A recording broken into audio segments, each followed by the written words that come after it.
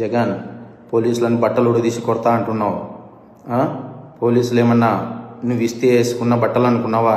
కష్టపడి చదివి రన్నింగ్ రేసుల్లో ఎగ్జామ్స్లో పాస్ అయి ఎన్నో వేల మంది పోటీ పరీక్షల్లో నెగ్గి వేసుకున్న యూనిఫామ్ ఇది. నువ్వెవడో వచ్చి ఉడదీస్తా అంటే ఉడదీయడానికి ఇదేమి అరటి తొక్క కాదు. మేము నిజాయితీగానే ప్రజల పక్షాన్ని నిలబడతాం, నిజాయితీగానే ఉద్యోగం చేస్తాం, నిజాయితీగానే చస్తాం.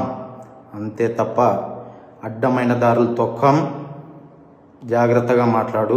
గౌరవనీయులైన రాష్ట్ర ముఖ్యమంత్రి గారికి, డిప్యూటీ సీఎం గారికి, హోమ్ మినిస్టర్ గారికి, రాష్ట్ర డీజీపీ గారికి నా విన్నపం ఏంటంటే, ఈరోజు జగన్ తన స్వలాభం కోసమో రాజకీయం కోసమో పోలీసులని బట్టలు ఉడదీసి కొడతాం, బట్టలు ఉడదీస్తాం, అలాగే వారి శిష్యులు పోలీసులని అమ్మనాబూతులు తిడుతున్నారు.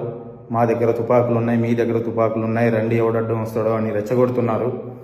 ఈ విధంగా రెచ్చగొట్టే పరిస్థితులు ఉత్పన్నమైనప్పుడు లేదా కింది స్థాయి ఉద్యోగస్తులను భయపడిస్తున్నప్పుడు ప్రజాస్వామ్యం చాలా క్రిటికల్ పొజిషన్లో ప్రజాస్వామ్యానికి ముప్పు వాటిల్లే పరిస్థితులు ఉన్నాయి.